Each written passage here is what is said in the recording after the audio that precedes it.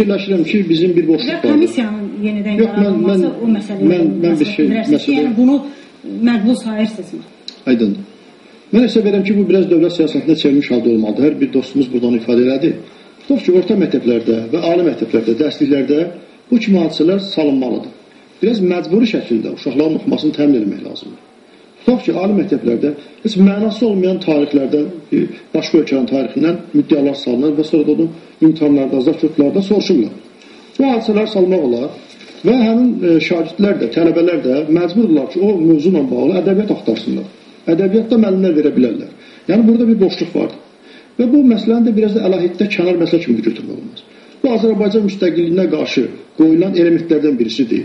Dağlıq Qarabağla bağlı, 20 yanvarla bağlı, Xocalı ilə bağlı, indi bu tələbə də qeyd elədi. Planın tərkib hissəsi hesab edirəm. Əlbəttə, planın tərkib hissəsidir. O məsələlər aşkarlananda, tədris olunanda, istimaləşəndə, o elementi də orada mütləq yanında qoymaq lazımdır. Həm tədrisdə, həm də təbliğatda bu element də orada olsun. Təbliğat vasitələrimizdə də Xocalı ilə bağlı, 20 yanla bağlı məsələlər təbliğ olunanda bu məsələ toxunulmur. Ona görə kompleks yanaşma olmalıdır. Bayaq Rauf bəy də qeyd elədiyi kimi, əgər bir komissiya yaranacaqsa, dövlət komissiyası olacaq, bu ictimai komissiya nə olacaqsa, mütləq bu dediyimiz məsələlərdə nəzərə alınmalıdır yəni.